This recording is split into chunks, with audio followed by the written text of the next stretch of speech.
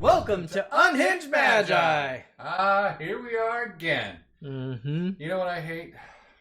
Everything. Yes, most things. Yep. I'm a very mad individual. Yeah, he's always pissed. The first thing he does when he comes to my house is just kick the dog. I kick both dogs. Yep. I let the other one go for now. But when it grows up, I'm going to kick it too. That's right. Yeah, he's talking about the new little puppy we have. That's right. He's too cute right now. And if you ever went to Alaska, you would go to Club Baby Seals. That's right. And it's so much fun. When you get that bat, you get that right swing, and they go flying across the thing. It's like perfect. Yeah, get that little kind of dull click sound.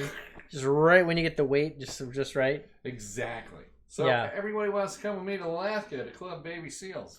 So do it. What the hell are we talking about? People are like, this is a magic channel? That's it. I'm going. Yeah, I don't blame them. I'm out of here. Clubbing Baby Seals. I'm some kind of monster. Okay. We are actually here not to talk about clubbing Baby Seals. We are actually here to talk about TCG sorting machines. Oh, is that what we're doing? And then we put the seals inside the clip machines now. Sort the baby seals. No, let me actually show you guys what we're talking about here.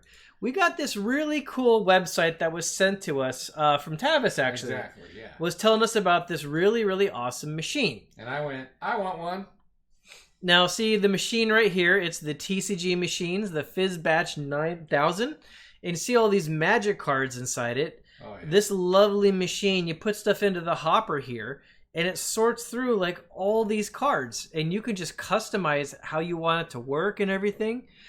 And it's apparently, at least they claim, that it's extremely gentle on your cards, so it's not going to actually damage it. I'm pretty sure they have jamming issues and that kind of stuff, but, you know. Well, no, they're pretty much claiming not to, and they're talking about how it's so customizable. Oh, actually, they are talking about card condition. Yep, that's coming soon, apparently, which is fantastic. Oh, yeah, there we go, coming soon. Yep. Cat dogs are not weird dogs. Okay, whatever. So anyways, we were looking through this, and of course, the first thing that pops up on your mind is like, okay, how much does this cost? And so the first thing we looked at in the frequently asked questions is they're talking about it here, but what it's going to be is $500 a month, and you have to rent it with a 12-month lease. Yes, and so, that's the thing that I went, oh, you got to lease it, and it's going to be a long lease. A year lease is a long lease. Yeah, so that's basically like $6,000 for an entire year. Exactly. With a $3,500 deposit. Which that's fine. They said that's fully recoverable at the end of the release, so you can't really count that as part of your cost. Yep. That's just an upfront hold. Yep. So $6,000 to sort all your cards. And it's supposed to do it fast. So you'd probably be done in a month if it's just your personal card collection, right? This is actually really specifically geared toward LGSs. So yeah. Is this actually a viable business option? I don't know. I mean, I'd buy one straight. That would be awesome. Yeah. Especially if it came with maybe a feature where I could upgrade it later. Well, yeah, it looks like it's probably software upgradable because, I mean, you always have to... I would even pay for the upgrade. It has to be software upgradable, I imagine, because there's always new cards coming out. Right. And since there's constantly new cards coming out, they would have to update its ability to scan the individual cards. Exactly. To know like what they are and the new versions of them and stuff like that. And also to improve its filtering abilities and update its prices. How they show how it's really doing it because you can see the cards are sticking out as it falls down. Go back to it. Let this thing play through. Yeah. See how it has like right here, you can see him. Yeah, he specifically makes a point in the video to say that you can actually take the cards out as it's sorting. Yeah, exactly. And he said you can even put more cards in the hopper as it's actually running as well. Which would be fantastic. Because you can just keep on sorting it. So the video we keep talking about is like right here on YouTube. We'll show this video a little bit. I'm Graham of TCG Machines. In this video... And so he showed some really cool things in the video, but I'm going to fast forward a bit. Like in these scenes here, you can see that he's actually like sorting the entire array, and he's picking what's going to go into each bin. And that would be fantastic. I would totally buy this thing for the house. Yeah. Because I have a ton of freaking cards. You know, if it was a little bit smaller, or if it was made to be portable. I could even see like a few people putting their money together and being like, you know, Joe's got it, you know, for these 2 months, then Bob, then Cindy, and then Dave, and everybody. It just kind of like goes from one house to another. I could see people doing that if it's decently portable without self-destructing. I don't think it's decently portable. I mean, it's pretty big. You look at that thing; it looks pretty big. It looks decent size. But, you know, I mean, they ship it to your house, I'm sure, somehow. Well, let's go back to that FAQ where they talk about warranty / repair / you know. Okay, right here. Right here, because we got the maintenance service warranties right here. Warranties all for 800 hours of operation of 4 million cards. You know, that's pretty dang good, right? 4 million is a lot of cards. That's a lot of Now, I've got a lot of cards. And after I filtered it down, my collection is only like 42 to 45,000 cards. Exactly. And like, I know that like that sounds like a lot, but that's small compared to a lot of people because mine is very condensed, right? I got rid of all the bulk and it's just 4 of every card. How many cards do you think I would have? Oh, you? 300,000-400,000? Yeah, not a million though. Probably not a million, but I mean 300,000 to 400,000 cards is a lot of cards. Man, I wonder how much this costs them to make. You know, and how That's many an interesting units question. how many units do they actually have? Well, they just said it's not cost effective for LGSs to purchase it, but maybe they actually have an option to purchase it. Yeah, I would love to know how much actually is to buy. So anyways, in this video that we were showing you, like you can actually enter in the individual card bins, like what it sorts them. But notice one of the things that you can enter is the price of a card. Yeah, that's what I thought was great, because then you can actually filter out all your bulk and pull out the actual good sauce.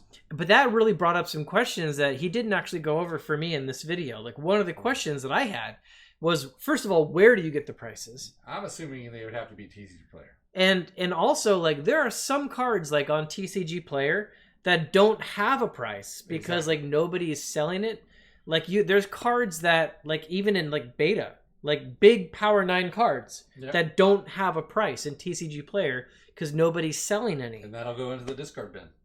Yeah, so that would be very curious, right? So like I have to wonder like how this would handle that kind of situation. And I didn't really hear that covered in the video. No, but this was actually just a demonstration video. So I understand why that wasn't covered. I mean, but I'm pretty curious about why he didn't say where they get the Bin 1 was unidentified cards. So here in the video, you can see he was actually sorting it. Oh, sorry, that's actually after it's done. After it's done.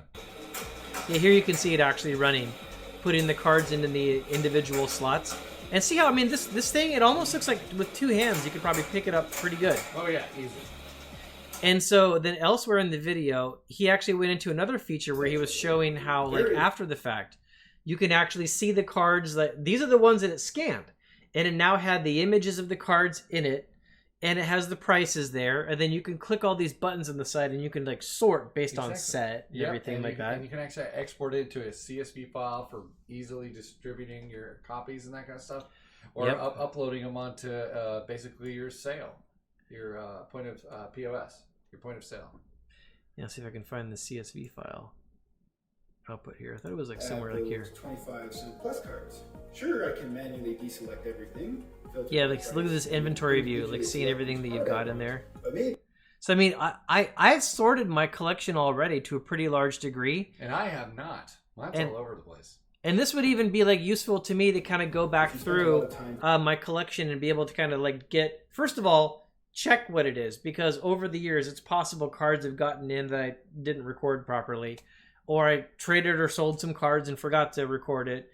So I kind of need to take inventory on my collection again, and I've been dreading that because it's so much work. It is a lot of work, and this would save a ton of time. It really would. But $6,000 for a year's worth of owning it, kind of.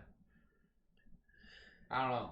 Yeah, so it's that's interesting that like the price is at a point where like even somebody that make good use of it is kind of like I don't know. Yeah, exactly. So, but would it change your option if you were to like rent it? Just say you knew for some reason that it was a pretty sturdy machine, and like I could like transport it to my house and pay you till you have it for 2 months. Oh, yeah. And then Tavis could take it for 2 months and pay you for it. So like if there was some kind of deal like that, would that change your mind on it? That would change it quite a bit, but it doesn't look that portable. Yeah, so that'd be a big question to actually find out about.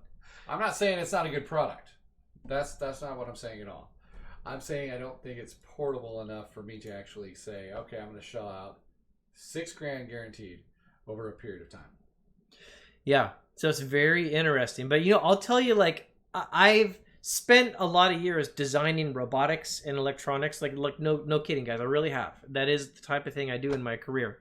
And I'm very impressed with the not only the precision that he's put into this machine, but the ability to do it and have it be any level of cost effective, I think is very impressive to me. Yeah.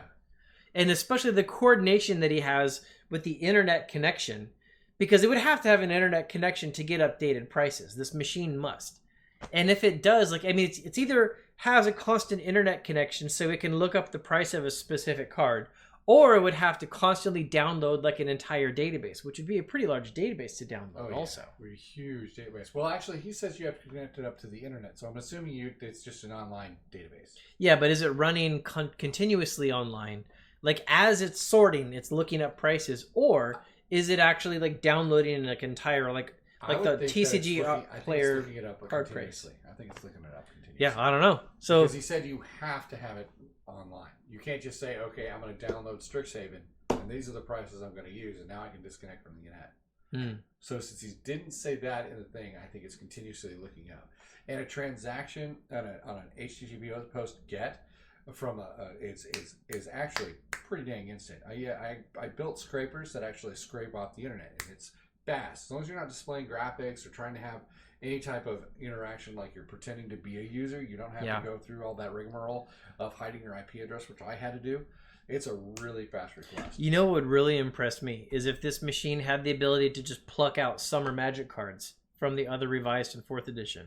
I want to know if that'd be impressive. There's actually 2 cards that look like Summer Magic that are not Summer Magic. I was talking to Tavis, and they were like these 2 promotion cards from a magazine that apparently I purchased a long time ago, and it got mixed up, and I found it. I'm like, what is this? It says 19.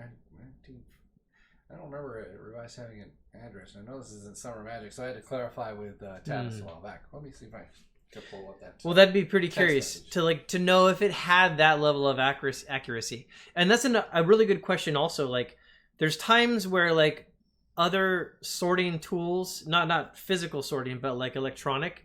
Like if you have a card like a Chronicles City of Brass versus like a foreign black border German or Italian City of Brass, something like that. I've had a lot of times where tools will have one of those versions, but like not another. And that actually is a really important thing because they actually can have incredibly different prices. Yeah. Like a Korean foreign black border City of Brass is a very different price than a German foreign black border City of Brass. Right. But here it is. It's the 1994 version. Is a promo that came in an issue of Armada Comics. We'll show the camera. So I contacted Tavis King and said, "What the hell?" For those blue elemental blasts. Yeah. What am I looking at? And he said, "Well, there was also a second issue for Fireball." And of course, I had to go through my box. There's my box of cards. Yeah. Right? And I went through every single one. There's my picture of one of my old school boxes that I'm here going through trying to find it, and bam, lo and behold, I did have it. Wow, you actually did. I did. It was fantastic. Is there any value on that card? I have no idea. I never looked at the value. I was just like, oh my gosh, this is amazing. That's funny. Yeah. That didn't happen too long ago. That was, what was that? So that was in December of 31. This last December. So there you go. The TCG machines. You know, what's the name of this thing again? It is the Fizz Batch 9000, which definitely seems like a pretty cool product. No. It seems like a fantastic product. And I think it would be great for an LGS. If I was an LGS store and I knew I was going to have to sort through cards all the freaking time, I would totally just buy one. I mean, not buy one, but rent one, because you're going to save a lot of man hours. Yeah. Right? But because I would love to have that machine personally. Yeah. So if they did have you can buy it and they'll continue to upload and update it forever. I'd like to know that price point. This is the least point. The least point is maybe we should email the guy and reach out and find out, because I would pay you to use it. I know, for sure. So I would be curious. This would be amazing to have for a while, because I have a lot of cards. Yes, you do. And I would love to sort them out, find my duplicates and all that kind of stuff. Okay, so there you guys go. Fizzbatch 9000. Cool stuff. Yes, it is. And then I could get like just a play set, and then I could sell the rest. Yep, exactly. That would be fine. Have it sort all the money cards out. Exactly. And then you can trade and sell those. Just get rid of all the bulk and then have your play sets. Exactly. That's the dream, right? That would be the dream. And this machine would do it. Yeah, exactly. And let me tell you, I spent years doing that to my collection. And this thing would do it like in a matter of weeks. Yeah. Yep. Okay, so there you go, guys. All right. Bye. Talk to y'all later.